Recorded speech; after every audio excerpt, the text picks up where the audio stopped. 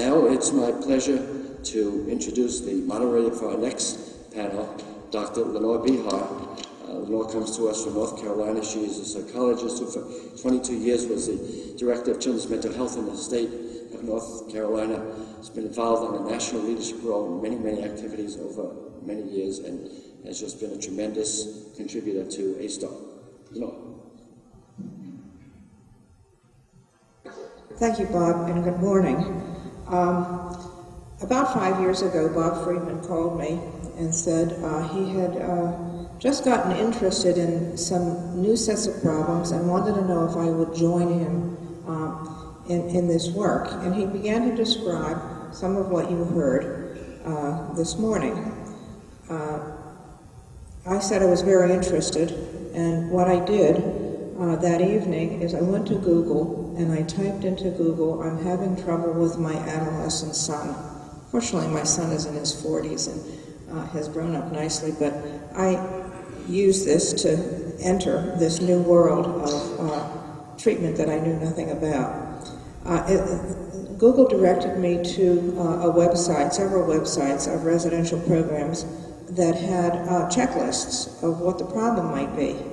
I filled out a checklist and submitted it, and I went to bed.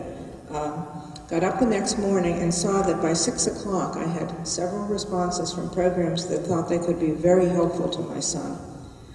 And by 11 o'clock, I had a phone call from a parent who said that this particular program had saved her son's life and that she could give me testimony from 25,000 parents who also had been saved, the lives of their children had been saved by participating in this program. And she went on to tell me how I could mortgage my house if I couldn't afford to pay, and so on.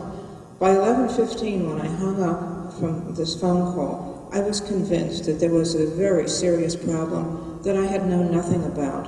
There was a whole other world of treatment for children that I had been unaware of.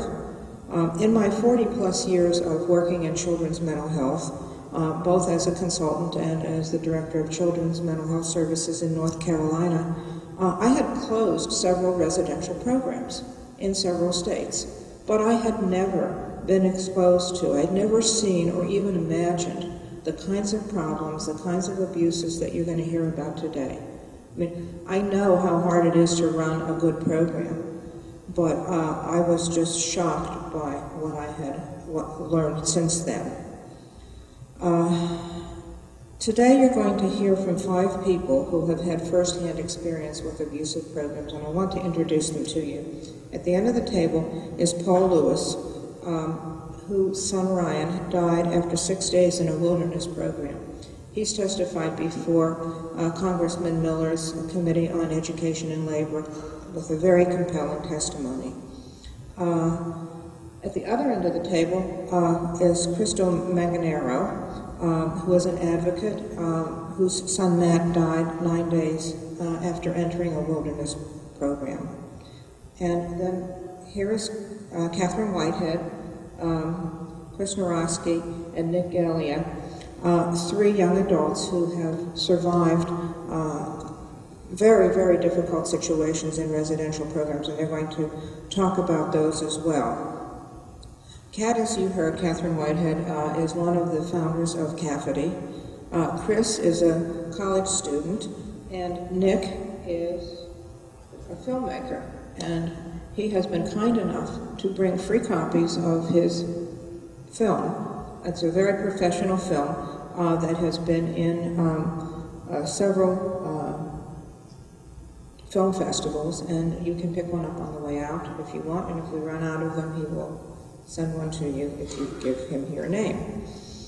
I want to thank the 5 panel members for coming here to share their experiences, to discuss their darkest hours, so that we can better understand the very serious problems of abusive residential programs. You will hear, and I think you will be shocked, you will hear that these programs had very poorly trained staff, despite what they may have on their program description about the qualifications. The people who were face-to-face with these young teenagers were very poorly trained. and these programs use techniques that no professional will consider appropriate. They violated the youth's rights, the parents' rights, human rights, all in the name of therapeutic intervention and treatment. The two parents on this panel sent their sons to wilderness programs, different wilderness programs in different parts of the country, as you will hear, with the best of intentions, as did the parents of Kat, Chris, and Nick. The 5 sets of parents and the youth themselves were led to believe that their problems were so serious that residential treatment was essential, that the program was exactly right for these youth, and they expected the programs which claimed expertise in treatment of very troubled youth to offer help, not hurt.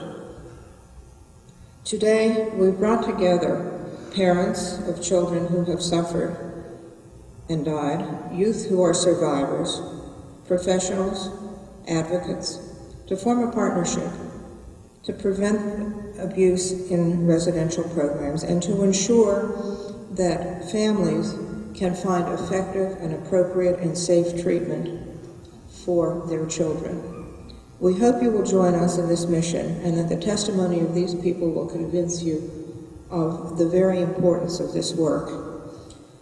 Let's turn to our panelists today and have them talk to you about their experiences. We're going to start with Paul.